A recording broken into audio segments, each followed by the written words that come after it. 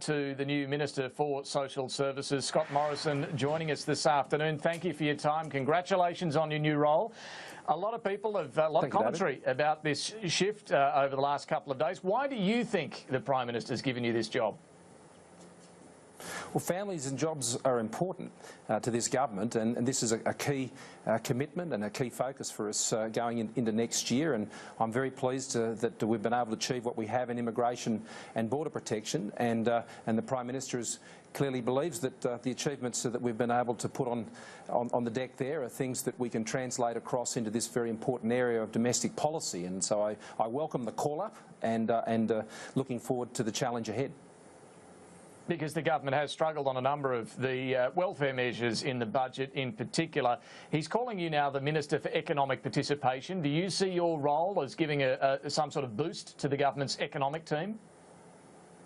Well, I'm part of a big team and I'm part of a strong team, and it's my job to add the dimension of economic participation for all Australians. And, you know, economic participation also means social participation, David. It means bringing people into the community, into the workforce, into the opportunity that comes from both of those things, and that's certainly the policies that I'll be pushing very hard for. We already have a very strong agenda in this area, which I'll continue to prosecute and seek to engage, not just obviously the Senate, but frankly the Australian community in the task that we have ahead. I mean, personally, I'm a big supporter of the National Disability Insurance Scheme. That is something I'm looking forward to. It's something the government is committed to. But that costs $10 billion a year in its first full year of funding.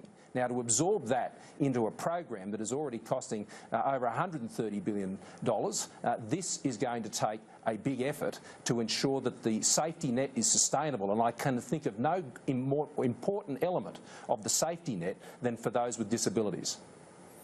Well, let's talk about some of these areas. You mentioned the National Disability Insurance Scheme. The government has maintained that it's fully committed to delivering the rollout of this scheme on time, on budget. Are you as committed, or are you flagging there could be some reining in of the spending here?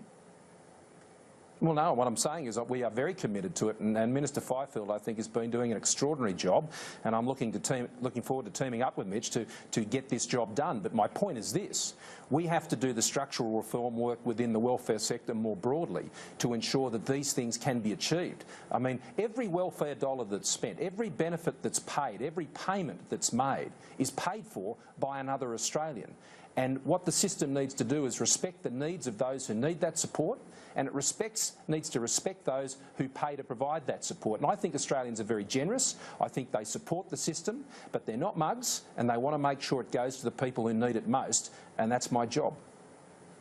So does that mean sticking with some of those budget policy areas where the government struggled, in particular denying the dole for 6 months to those under 30? Well, I'm going to continue to work on the agenda that we currently have. I'm going to be engaging fairly broadly, not just with stakeholders, but also with my own colleagues and both in the Cabinet and the Ministry and the broader government members. But I'm going to get in touch with the crossbenchers I've already reached out to, and I've only just finished one set of discussions with them in another area. And look, I think we need to work to the outcome. Now, the outcome is to be able to achieve the structural saves which makes the welfare system sustainable. That's what needs to be achieved. Now, stopping the boats was a clear outcome, and we achieved it. How we got there, we went through a whole range of different approaches. And I'll pursue approaches that get me to the outcome, David, because that's what matters to people who rely on the system and who pay for the system. And I value both of their needs highly. So it sounds from that like you're committed to the structural saves, the overall outcome, but the way of getting there may differ from what we've seen laid out by the government this year, including that proposal I mentioned to cut the dole for under 30s. Well, David, I've been in the job a few hours, so I'm not about to be drawn on those sorts of specifics. I'm getting across a lot of detail, as you can expect. I don't think you should make those suggestions either, David. What I'm simply saying is that the reason those measures are there, the reason that $12 billion of savings which have been blocked to date, the reason those measures are being put up is to make the social welfare system sustainable, to ensure that we are in a very strong position to absorb and support things like the National Disability Insurance Scheme. And it's there to ensure that we can get people out of welfare and into work for those who are able to participate in our economy, to contribute to our growth and to have them involved fully in the Australian opportunity and experience. I think that's a good goal. But you've also got to be able to get these things through the Senate. You've got to be able to get things through the Senate. You know the government struggled on this. I think it's fair to ask. I know you've only been there for a few hours. You've seen these debates, though, over the last 8, 9 months. Are you as committed to the budget policy measures, including changing the indexation of the pension as well? Well, again, David, what I'm committed to engaging with the people, whether it's in the Senate or the Australian community in the first instance, is the goal. What are we trying to achieve? What we're trying to achieve is a sustainable safety net. What we're trying to achieve is getting people participating in the Australian economy. Now, if we can agree on that, and the opposition should also be part of that process, and if they're not part of that process, then they should tell the Australian people what their plan is. I'd like to know what their plan is about how they can make the social security system sustainable. But what is your plan, Minister? And we're going to engage Australians on that plan. Well, our plan is before the Senate, David. Our plan is in the budget. Our plan will be in the next budget. And that's not changing. We'll be bringing that forward before the Australian people. And what I'm saying is that I want to engage with people on the outcome we want to achieve, and then let's just work through the detail to get an outcome, because the Australian people need an outcome, the budget needs an outcome, the economy needs an outcome, and those who want to be part of an outcome should be part of this discussion. Those who want to be in opposition for opposition's sake, well, they'll do that, and I suspect there may be some who do that. But I'm interested in talking to people who want to provide a solution that delivers the outcome of a sustainable safety net and getting people into work and growing our economy. Let me ask you about something not yet before the Parliament, the paid parental leave scheme that the Prime Minister, or Tony Abbott as opposition leader, took to 2 elections. He's signalled that that's going to be reworked. What is your principled position on this? Do wealthy mums deserve taxpayer support when it comes to paid parental leave? Well, again, this whole measure is about economic participation. That's why it was conceived in the first place by the Prime Minister when he was in opposition. Now, he has already outlined a major shift in this area, because there obviously the need to embrace and take account of other views on how this can be best passed through the Parliament. Now, my door is still open to work through those issues. I'll be the beneficiary of some excellent work that has already been done by predecessors, and not just in this area, but in the childcare area as well. And Minister Ley has done great work in the childcare area, and I think there is a fusing of these issues, and I'll be working through that detail over the summer and working with my colleagues and listening carefully about how we can make all of that system simpler, more flexible, again, not for its own sake, but for the sake of ensuring that people can get into the workforce and sustainably be in the workforce and have the independence of doing that and the choices and the options that come with that. But simpler is certainly a good thing to achieve. What about fairness here? Can I just ask again, do you think, as a principled position, wealthy families should be receiving either taxpayer-funded paid parental leave or indeed the childcare rebate?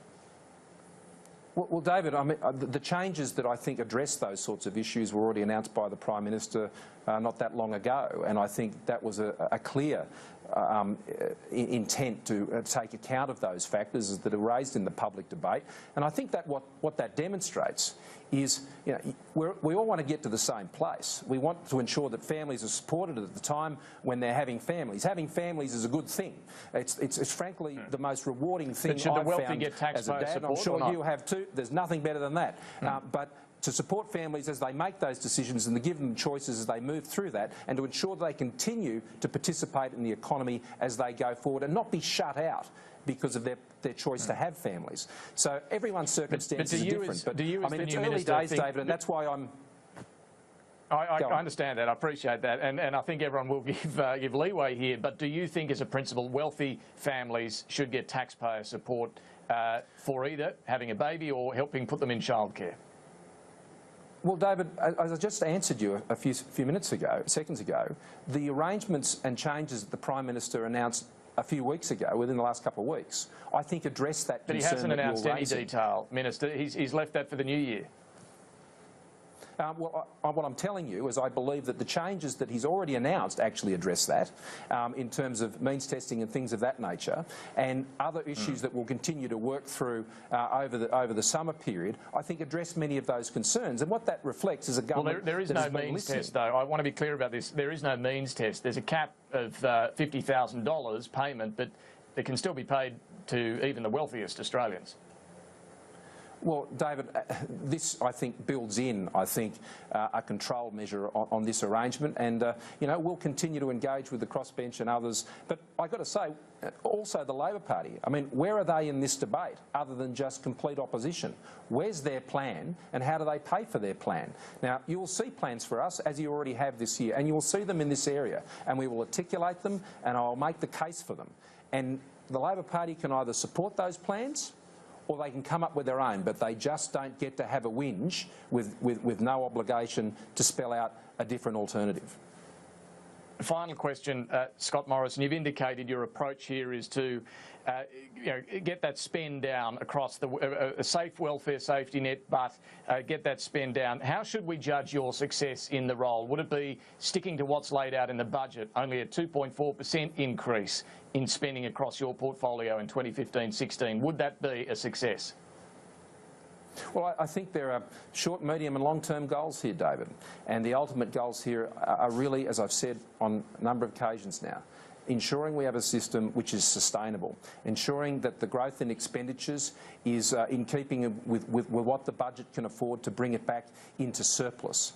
And these are the broad outcomes which I'll be focusing on. And as we get clear into the plan, and the plan is even further articulated, then I'll be judged on the implementation of that plan, not just its announcement.